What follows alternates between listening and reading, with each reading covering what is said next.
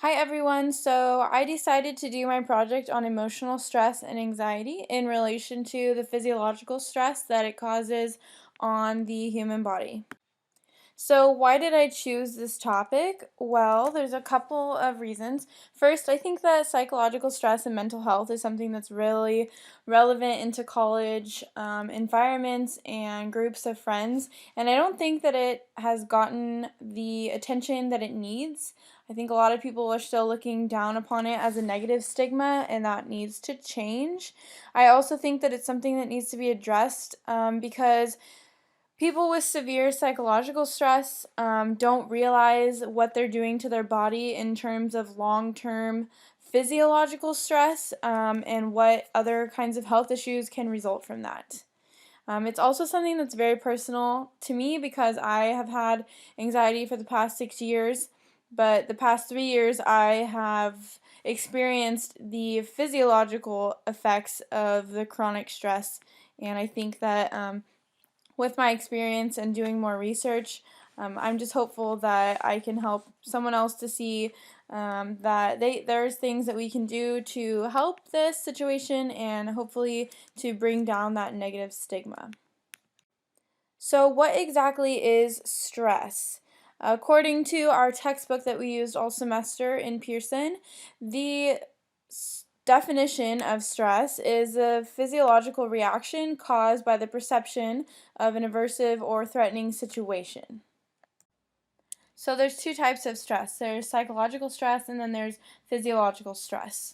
Psychological stress is more defined as negative or worrisome or even fearful mindsets of thoughts in reaction to an atypical environment. And then the physiological stress is the actual physical reaction to the same kind of abnormal situation or environment. So here's some examples. Say you turn in a major midterm paper to a professor that likes his student name and date and all of that on the left hand side of the paper, and you turned it in with it on the right side of the paper. And he sees that and he starts immediately yelling at you and all of this stuff. Your psychological stress would be your immediate fearful thoughts of what he's going to say or do. You're worried about, getting a zero on the paper and failing the course, and all these thoughts start running through your head. And the physiological stress reaction would be, you may start sweating, or your heart might start racing, or you might be able to breathe faster because you're so unsure of what you're going to say or do next. There are 4 types of anxiety disorders. The first is panic disorder, the second is generalized anxiety disorder, and that's the one we're going to be talking about today. The third is agoraphobia, and the fourth is social anxiety disorder. Generalized anxiety disorder. It is a progressive, persistent, and very excessive worry or fear about a variety and number of things going on in someone's life. It can include difficulty controlling their worrisome thoughts, regardless if these worrisome thoughts are rational or not. For example, I could be freaking out that my dog is gonna, die from dehydration, even though there is 2 pans of water with her at all times. It's something that's not rational, but I could still be worried about it all day long and may not be able to control that thought. Most often, people that are diagnosed with this, they've had the symptoms for at least 6 months. And it affects 6.8 million adults in the United States. It's definitely more present in women than in males. The risk of this disorder is definitely higher between the ages of childhood and middle ages. Usually that's because, we're developing, our brains are developing, and our lives are constantly changing. And then around the middle ages is when things start to kind of get normal and we get into a routine. There are symptoms of general anxiety disorder. Emotional symptoms include constant worries running through thoughts, uncontrollable feelings, or that nothing can be helped to stop the worries. These thoughts can be intrusive, where you're not necessarily trying to think of them. You could actually be trying to shut them out and they still keep coming in, and those are making you feel anxious. Also, the inability to tolerate uncertainty. Most people with generalized anxiety disorder feel the need to constantly know what's going on in the future, whether it's 2 years from now or 5 minutes from now. They like to have a plan. Physical symptoms of general anxiety disorder include feeling tension or muscle tightness, especially body aches. Also, having trouble falling asleep or staying asleep due to the mind not shutting down, feeling edgy, restless, or jumpy, stomach problems, nausea. Behavioral symptoms include problems with memory, difficulty with concentration, inability to relax, sometimes even the inability to be by themselves or to enjoy quiet time. Um, Behavioral symptoms also include putting things off because someone, they feel too overwhelmed and they just feel like they don't have the energy to accomplish what needs to get done. And also, not just putting things off, but avoiding situations because they know that being put in that situation is going to make them feel anxious. So, personally, I have felt almost every single one of these at some point in my past 6 years of having anxiety. Basically, emotionally, I've learned to try and control my thoughts. It's a lot harder than it seems, but I've tried. The hardest thing that I deal with is the lack of sleep and my insomnia. Affects my anxiety more on nights when I don't sleep as well, and also my difficulty to concentrate. It is almost impossible for me to study sometimes when I have a million thoughts running through my head. Um, and because I don't sleep well and my mind just doesn't shut down and I'm not able to concentrate, my body just gets so tight when I don't sleep well. And then the next morning I feel sore as if like I ran a marathon when I did absolutely nothing. So these symptoms are very real and they affect people in their day-to-day life. So what's going on in the brain when anxiety occurs? Let's take a deeper look. Okay, so I'm going to use this slide to talk about the different pathways of anxiety within the brain and kind of like what's happening at different parts of the brain when anxiety situations are occurring and whenever we're in a very stressful environment. The first is auditory and visual stimuli. The sights and sounds are first processed by the thalamus, and the thalamus filters the incoming cues to the amygdala and then also onto other parts of the cortex. Second is the olfactory and tactile stimuli. These are smells, touches, and sensations within the stressful environment that our body picks up. All of this information bypasses through the thalamus and goes straight onto the amygdala. The thalamus itself is a hub for sights and sounds. It breaks down the incoming things that we get from the stressful environment before processing them out to all the different regions of the brain. The thalamus is like the first stop. The cortex gives raw sights and sounds meaning, allowing the brain to be more conscious for hearing and seeing, so it kind of becomes in the alert mode. When you're overly sensitive to hearing or you're overly sensitive to looking out in your directions, an example of this would be like if your dog starts barking and you don't see anything outside, you may be more alert because you're wondering what the dog hears that you don't hear. One region in specific in the cortex is the prefrontal cortex. It's shown to be vital in turning off the anxiety response once a threat has passed. So once a situation that's been very stressful has passed, the prefrontal cortex is responsible for helping turn off all the anxiety responses. The amygdala's primary role is that it triggers the fear response, and that information is passed through the amygdala to the physical reactions of the body. So when your body gets in fear of, say, someone's trying to chase you and grab your purse or your wallet, your body starts reacting quicker and your muscles move more and adrenaline is running, and that's all initiated by the amygdala sending out signals. The bed nucleus of the striatal terminals, it perpetuates the fear response, causing the long-term of unease. So basically, the bed nucleus of the striatal terminals is where anxiety roots, because when fear is within our brains for a long period of time over and over and over again, that's what causes our body to be unease and causes us to be anxious. The locus coeruleus, it receives the signals from the amygdala, and it's responsible for the initiation of the classic anxiety responses, such as, increased heart rate or blood pressure, sweating, your pupils dilate. That area is responsible for all of those things. The hippocampus, it's responsible for the memories and consolidating all of them. It's vital for storing the raw information that comes along with the senses during an emotional period, and all the data that's attached to that as it travels from the hippocampus to the amygdala. So, for instance, if you start having a panic attack while outside of your apartment complex because you're afraid someone is running after you, the next time you're walking in the dark outside your apartment complex, the hippocampus is going to remember the feelings that you had of anxiety from the last time, and it'll happen again and again. So those are just kind of the different things that your brain is doing when anxiety occurs in stressful situations.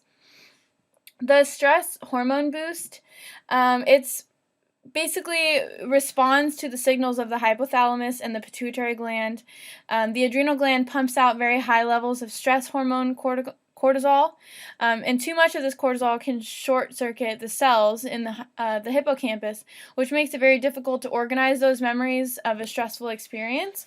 So having too much of that adrenal gland pumping, high levels of stress hormone is really bad because it can affect our memory of the anxiety that we have on a daily basis, and so sometimes it's more difficult to overcome situations. The racing heart rate, the sympathetic nervous system shifts into overdrive in this situation. So the heart beats even faster, the blood pressure rises, and the lungs begin hyperventilating. Sweat may increase, and the nerve endings in the end of the skin tingle, which causes goosebumps. The fight or flight or fright symptoms basically is a sense of hyper alert. Basically, your mind and all of your senses is absorbing every detail compared to usual, when you may not realize that, the guy over there to the right is wearing a red shirt. When you're normally walking by, you may not even notice that guy's standing there at all. But if you're in this mode, you could be super alert and notice every single detail. Looking for potential threats to be ahead of the game, and adrenaline shoots to the muscles, preparing for a flight or flight mode. So basically, in this super alert mode, you're looking for those potential threats, and your body's kind of already prepared to just attack or be defensive. Another thing is the digestion shutdown. So when you're in and having a full-blown anxiety attack, your brain stops thinking about what's bringing it pleasure, such as food, and identifies with potential dangers instead. So to ensure that no energy is wasted on digestion during this survival mode, the body will sometimes respond by emptying the digestive tract. That's why people that are in very highly stressful situations will have diarrhea the minute they have to go take a test, or they have involuntary vomiting as they're about to go give a speech, because the brain doesn't want to have to focus on processing the food that's in the stomach. So to get rid of the food, so they can use more of that energy on the brain functions, it just gets rid of it. It's not necessarily the most attractive thing about anxiety, but it definitely kind of explains as to why you may have a stomach ache when you're about to take a test. It's because your body is really just trying to focus on giving your brain more energy and your heart and all of that, instead of focusing on digesting the breakfast you had. So the next thing we're going to talk about is the long-term effects of anxiety in the human body. Okay, so now that we have talked about the brain and how it circuits with anxiety, I want to talk about how stress affects the physical body. Basically, let's start off with the skin. So, skin problems usually occur during stress, like acne or eczema. Some people have really bad skin rashes or random breakouts in weird places all over their body. It has nothing to do with the fact that they have bad skin. It could just be that they're so stressed out that their brain is forgetting to regulate what needs to be happening in their skin, so they start getting clogged pores and all kinds of that stuff like that. Um, People also have issues with stomach problems such as irritable bowel syndrome, or they'll have stomach cramps or acid reflux. You'll notice that a lot of people with severe anxiety, they have weight fluctuations. They gain weight or they lose weight. And it's not necessarily because they're eating too much now and they're starving themselves at another time.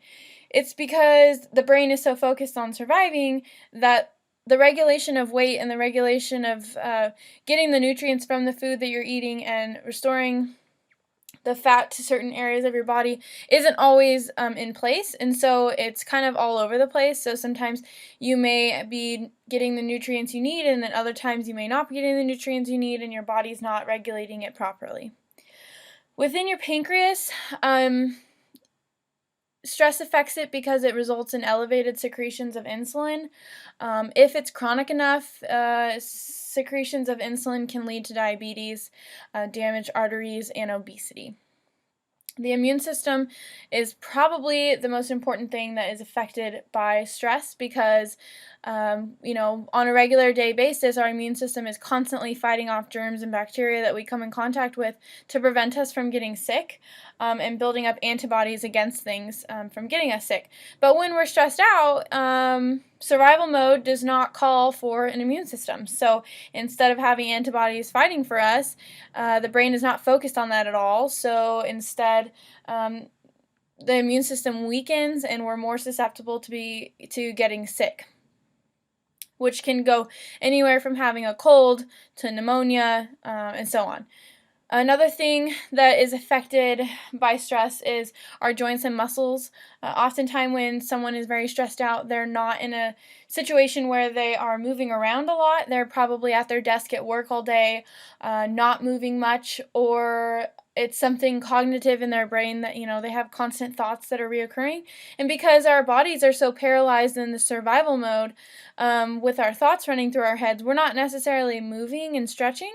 So there is tightness in our shoulders and our back and aches and pains sometimes after waking up in the morning. The reproductive system is also affected by stress because there's a decrease in testosterone or estradiol production, which leads to reduced fertility. Sometimes severe anxiety can dampen sexual behavior and can even take away a person's sexual drive. The intestines, very similar to the stomach, has issues.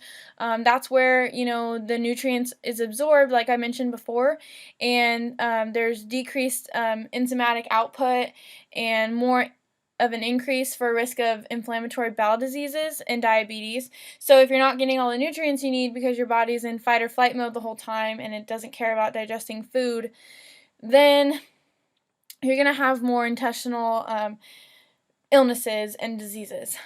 Another major issue that stress affects physically on our body is our heart.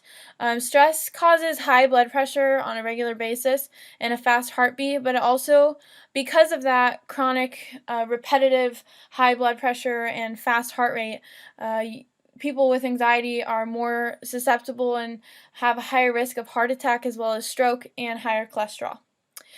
Within our brains, stress also affects other things such as our mood. Oftentimes we see anxiety hand in hand with severe depression disorder. They also have irritability, lack of energy. Most people that have severe anxiety cannot concentrate.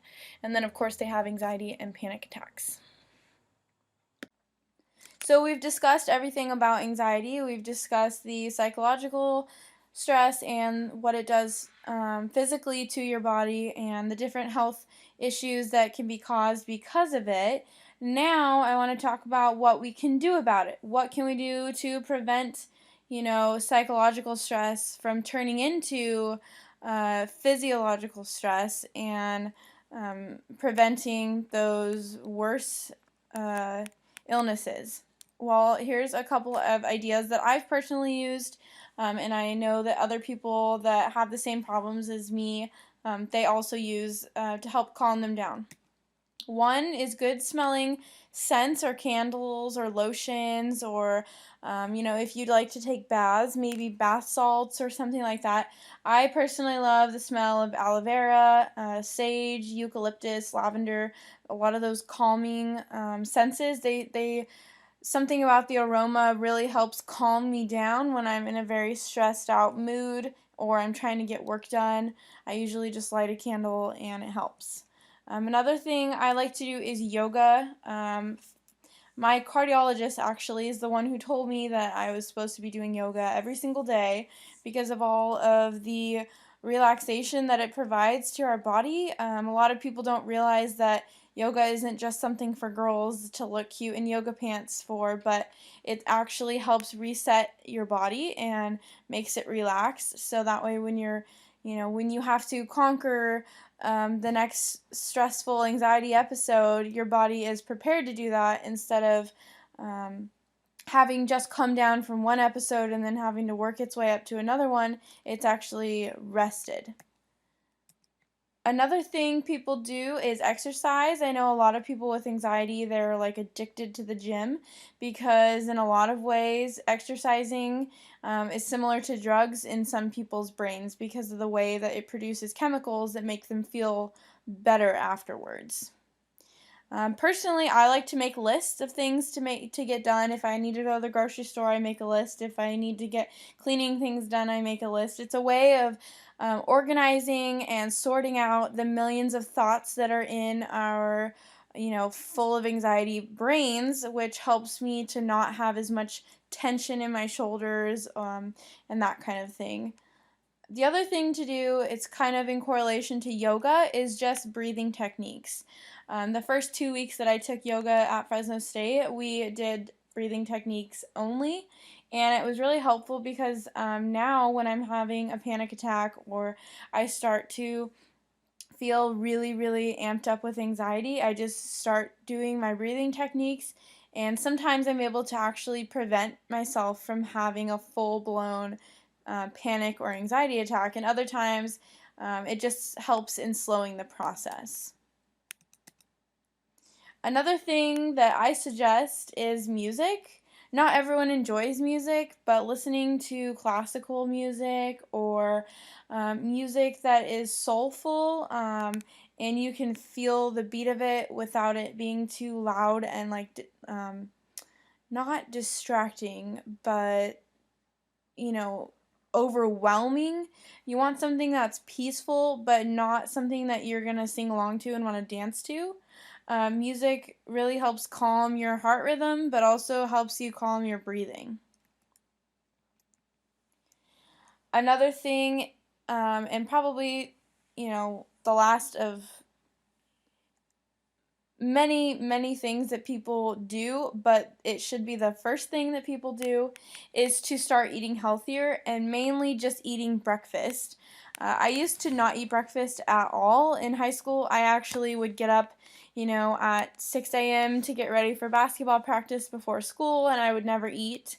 And then, about 10 a.m. mid morning, I would have a migraine, and, my stress would only affect it, and I would only get worse from there. I think something that really helps not only just eating breakfast, but eating little healthy snacks throughout the day. Like if you are hungry mid morning, eat some crackers with some peanut butter, or a banana with or celery with peanut butter. Something that's healthy and going to keep your brain motivated. People who eat fatty foods, it's really, really bad for you. So, on top of the anxiety being bad for your heart and your arteries and your muscles and your fat and all of that, now on top of that, you're adding bad negative foods. So it's just like twice as bad. Okay, so after the last slide of talking about what we can do and some of the natural remedies that we have that we're in control of completing, I want to talk about how these things help balance the brain and how that is treatment for anxiety.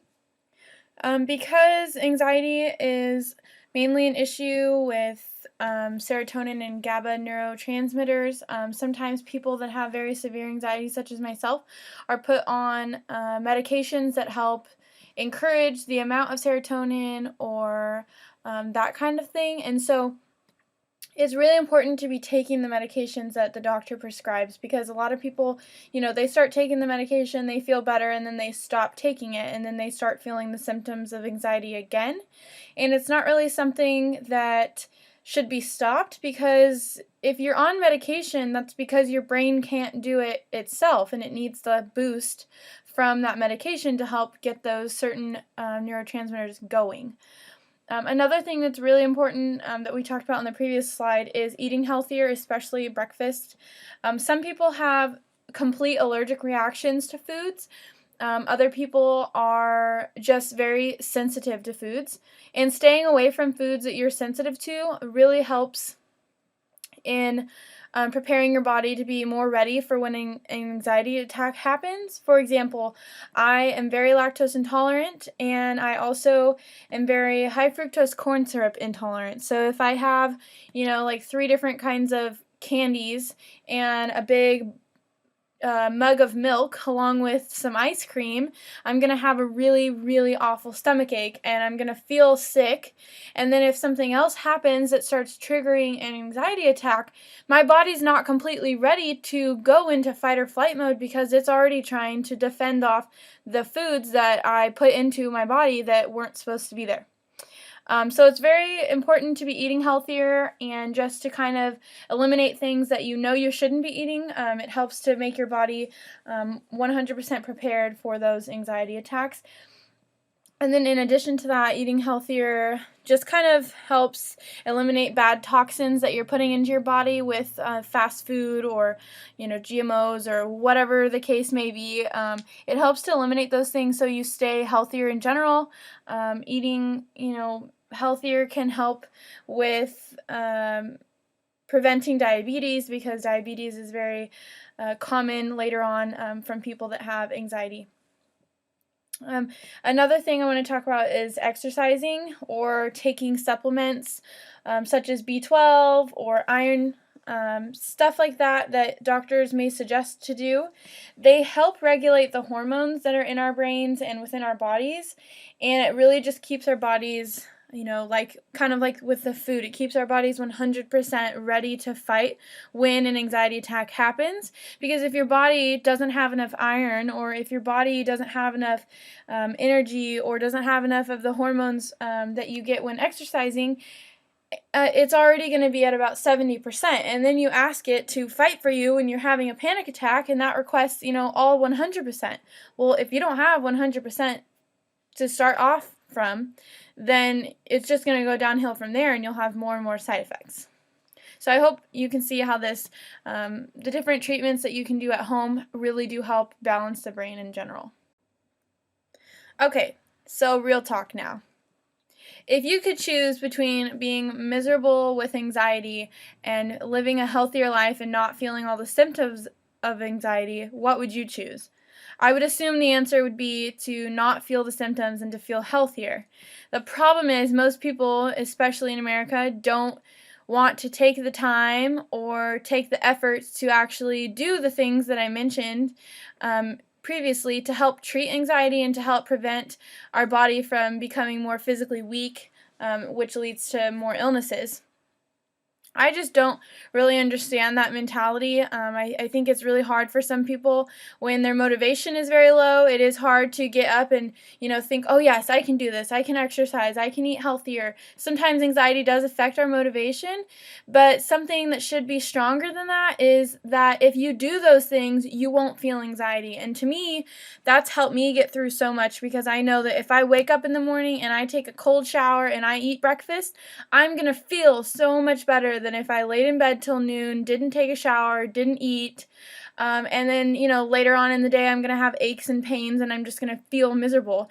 And so it's kind of like you look at it in 2 ways. You can either do these things and feel better and help prevent yourself from getting weaker, or you can ignore it, let anxiety take over you, and eventually it'll lead to other health problems within your heart, in your breathing, and all other kinds of physical illnesses. Basically, my point here is that medications only do so much, so we do have to meet them halfway because they aren't miracles. They can't just fix us 100%. Medications will do 50% of the work, and we have to do the other 50% by working out or working on breathing techniques or working on organization skills to get those crazy thoughts out of our heads, because that's what's going to help prevent the serious illnesses, is the two of us working together. So, in conclusion, I just really want to repeat myself even more. Basically, take care of your body. Take the medications that the doctor says. Do the natural, helpful things that a therapist or a doctor may suggest, such as exercise or yoga or cardio work. All kinds of stuff like that really does help to make your body healthier, so that when it's stressed out with anxiety, you're not having more serious issues like with your heart or your arteries or stuff like that. Anxiety and psychological stress does definitely cause physical stress, but it is 100% preventable if we are doing these things. The reasons why, physical stress illnesses are a result of anxiety is because a lot of people don't do the preventable actions that they should be doing. So basically, in conclusion, I just kind of wanted to warn everyone that anxiety isn't just something that's in your head. It can lead to very serious issues within your body, and if we take action to help ourselves and prevent other illnesses down the line, then we should all be okay. These are just some of my references that I used in case anyone wanted to go look back at them. I hope you enjoyed this video, and thank you for watching.